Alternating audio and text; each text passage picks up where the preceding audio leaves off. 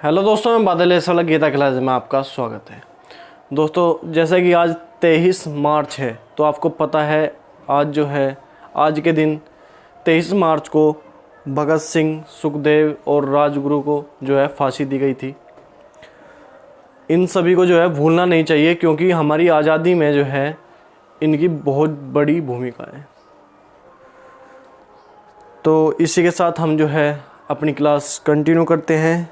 जो हमारी सीरीज़ चली हुई है मैथ की, इस मैथ की सीरीज़ में हमारे आने वाले टीचिंग के कोई भी एग्ज़ाम हो, सभी एग्ज़ाम कवर हो जाएंगे।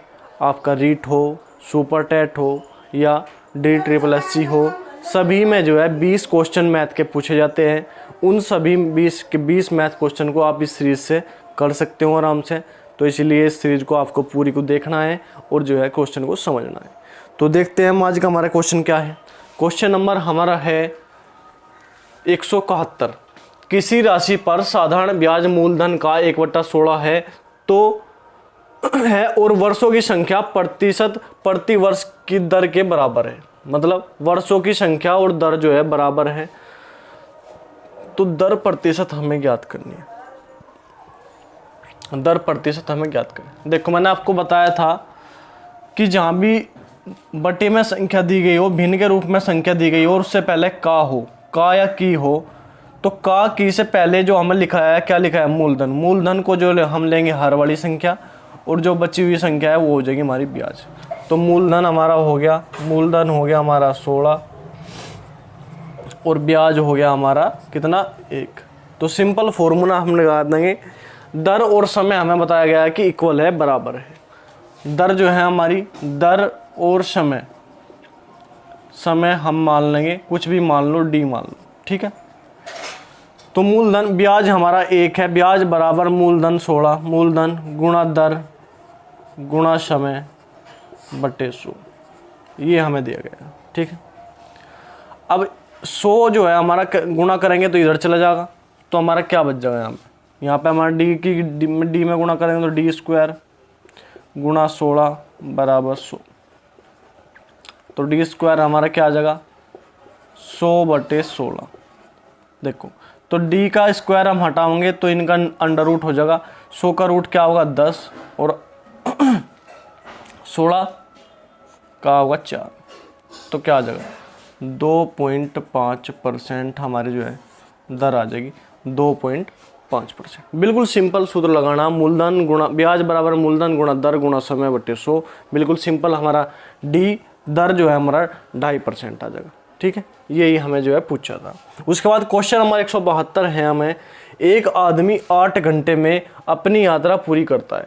वह आधी दूरी 40 किलोमीटर प्रति घंटे की रफ्तार से और बाकी दूरी 60 किलोमीटर प्रति घंटे की रफ्तार से तय करता है। यात्रा की लंबाई हमें बतानी है।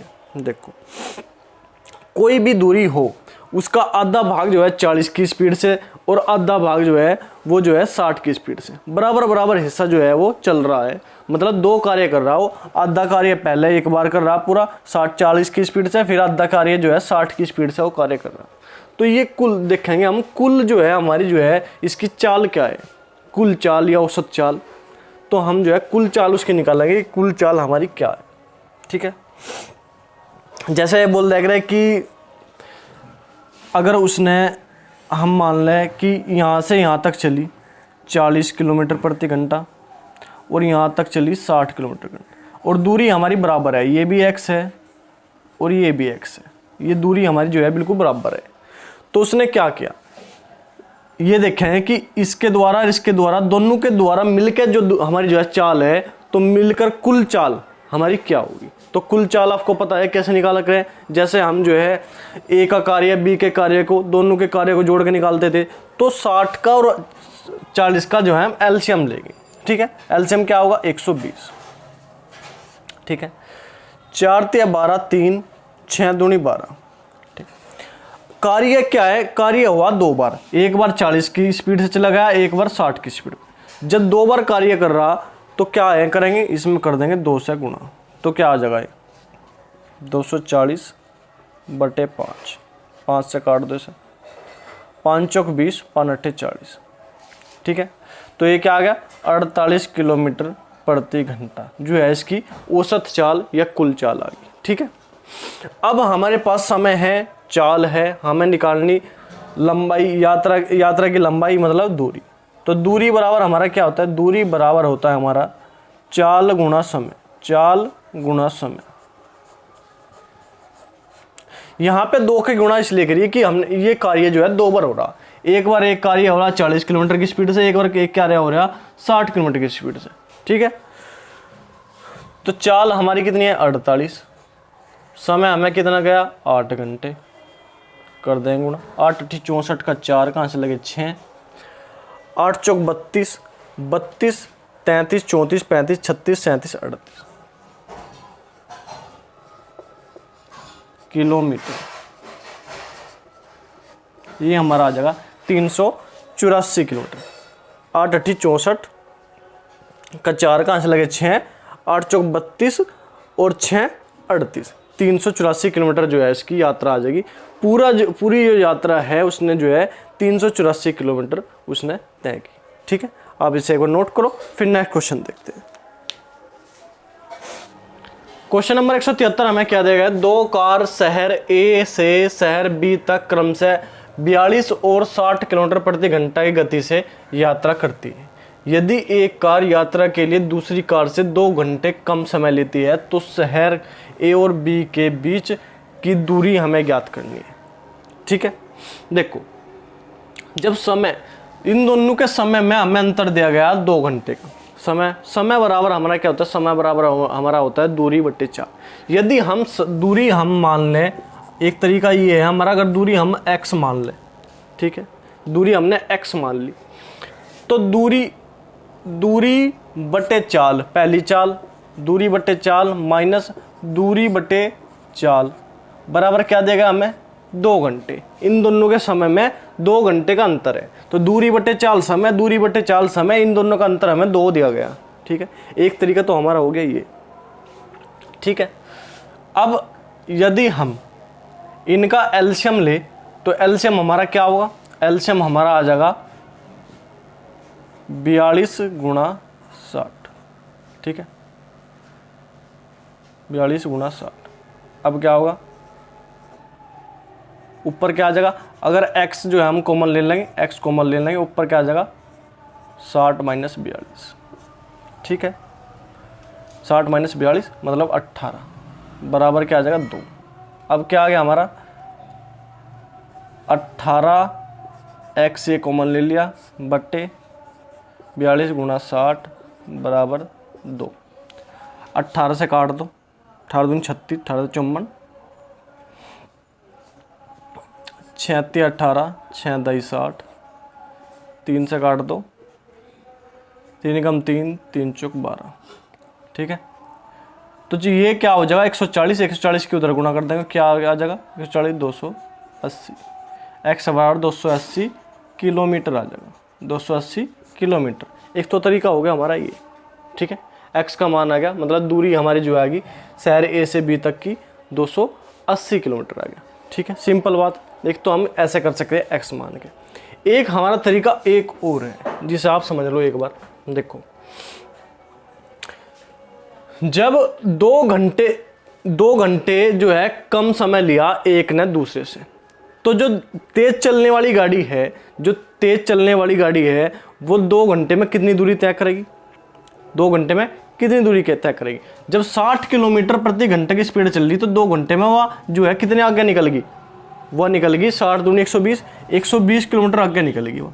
ठीक है, दोनों गाड़ी जो है एक ही दिशा में चल रही, दोनों गाड़ी एक ही दिशा में चल रही। जब दोनों गाड़ी एक ही दिशा में चल रही तो इनके चालों का क्या लेंगे, अंतर लेंगे, चालों का अंतर। समय बराबर दूरी बटे चाल, तो दूरी तो होगी तो 120, इन दोनों के बीच में 120 किलोमीटर का अंतर आ गया, दूरी बटे चाल, तो चालों का अंतर क्या आ जाएगा 60 और 42 का अंतर क्या होगा 18। ठीक है, काट दो, 6 दूनी 18, 6 18, 6 दूनी 12 20, तो क्या आ गया 20/3 घंटे हमारा जो है समय आ गया, 20/3 घंटे हमारा समय आ गया। अब हमें निकालनी दूरी, तो दूरी हमारी क्या आ गई, दूरी बराबर चाल गुणा समय। चाल हमारी क्या है 42 किलोमीटर प्रति घंटा। अब जो है हम जो है बिल्कुल सिंपल, अगर इतने घंटे में जो है हम ये 120 किलोमीटर जो बीच का गैप है वो जो है कंप्लीट कर लेंगे।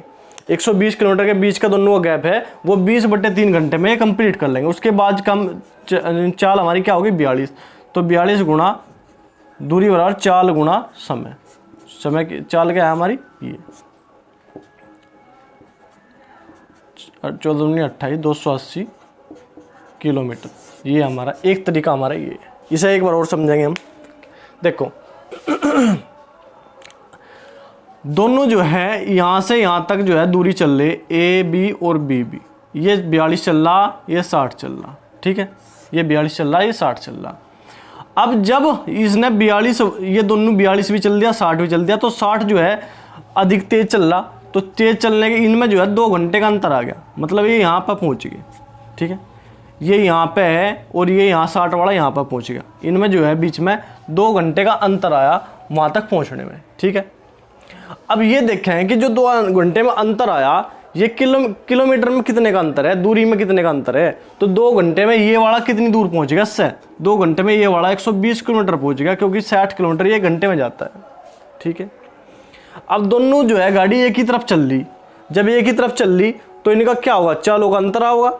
चालों का अंतर क्या है 60 और 42 का अंतर 18 आ गया बटे 18। तो हमारा जो है समय हमने निकाल लिया, समय हमारा आ जाएगा 20/3 घंटे, ठीक है।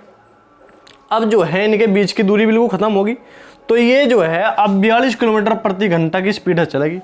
तो 42 किलोमीटर प्रति घंटे की स्पीड से ये देखें हैं कि इस दूरी को ये 42 किलोमीटर घंटे की स्पीड से 20/3 घंटे में कितनी दूरी तय करेगा। तो ये जो है 42 किलोमीटर प्रति घंटे 20/3 घंटे में 280 किलोमीटर दूरी तय करेगा। और यही ये जो है इन दोनों शहर के बीच की दूरी होगी, ठीक है। अब देखते हैं नेक्स्ट क्वेश्चन। नेक्स्ट क्वेश्चन क्या है 174। एक गोले और अर्धगोले की त्रिज्या समान है, उनके कुल पृष्ठीय क्षेत्रफल का अनुपात। देखो एक हमारा क्या है गोला, गोले का कुल पृष्ठीय क्षेत्रफल हमारा क्या होता है, गोले का कुल पृष्ठीय क्षेत्रफल होता है हमारा 4πr², ठीक है। अब दूसरी बात होगी अर्धगोले की।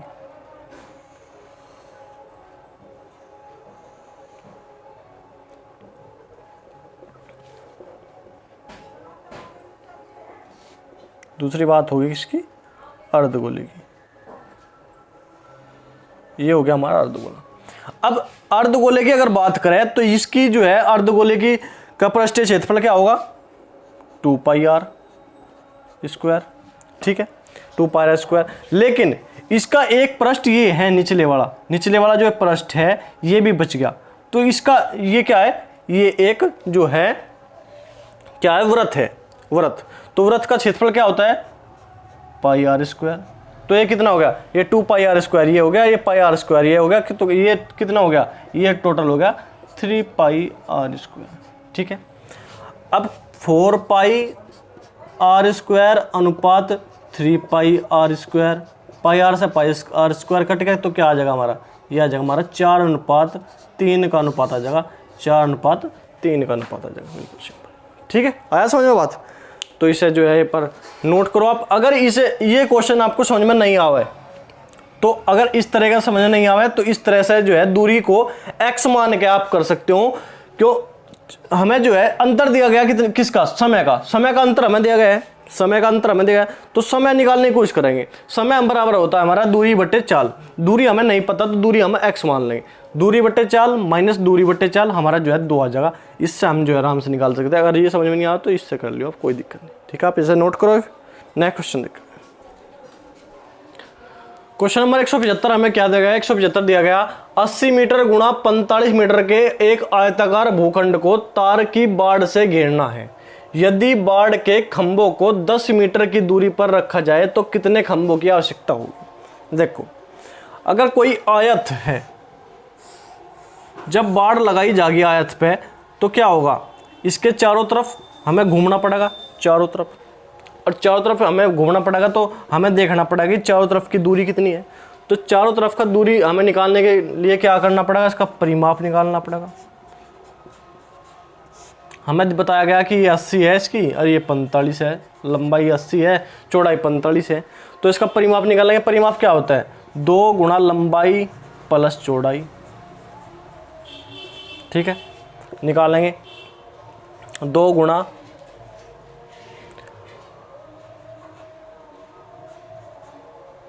तो क्या आ जाएगा 250। ये आ गया हमारा परिमाप 250। अब उसने कहा कि प्रत्येक खंबा, बाड़ के खंबे को 10 मीटर पे, प्रत्येक खंबे को जो है 10 मीटर के गैप पे लगाना है। जब कुल लंबाई हमारी जो है इस परिमाप की, इस आयत की, चारों तरफ की इस आयताकार भूखंड की 250 मीटर है, तो एक खंबा लगना हमारा 10 मीटर पे। तो खंबों की संख्या, तो संख्या हमारी क्या आ जाएगी? संख्या हमारी आ जाएगी कुल लंबाई 250 बटे प्रत्येक खंबा लगना 10 मीटर पे, तो 10 10 का क्या आ जाएगी? 25 खंबे हम जो है इसमें लगाएंगे, 25 खंबे हमारे जो है इसमें लग जाएंगे। ठीक है, बिल्कुल सिंपल क्वेश्चन। तो ठीक है, आप इसे नोट करो। आज के लिए क्वेश्चन इतना ही है। अगर क्वेश्चन आपको समझ में आ रहे हो, डिस्कशन आपको अच्छा लग रहा हो, समझ में आ रहे हो, क्वेश्चन मेन बात है क्वेश्चन समझने की। अगर आपको समझ में आ रहे हैं क्वेश्चन तो फ़ायदा है मेरे पढ़ाने का, नहीं तो फिर कोई फ़ायदा नहीं है। आप एक बार समझने की कोशिश करो। मैं बिल्कुल आसान तरीके से जो है आपको समझाने की कोशिश करता हूँ, समझ में आ जाएगा, कोई ऐसी बात नहीं है। आप जो है एक बार कमेंट करके बताया करो कि क्या समझ में आ रहा है, क्या समझ में नहीं आ रहा हो, आप एक बार कमेंट कर दिया करो। तो ठीक है, अगर आपको समझ में आ रहा हो, वीडियो अच्छी लग रही हो, तो वीडियो को लाइक करो, चैनल को सब्सक्राइब करो और अपने दोस्तों के पास भी शेयर कर दिया करो। तो ठीक है, आज के लिए इतना ही। धन्यवाद। जय हिंद।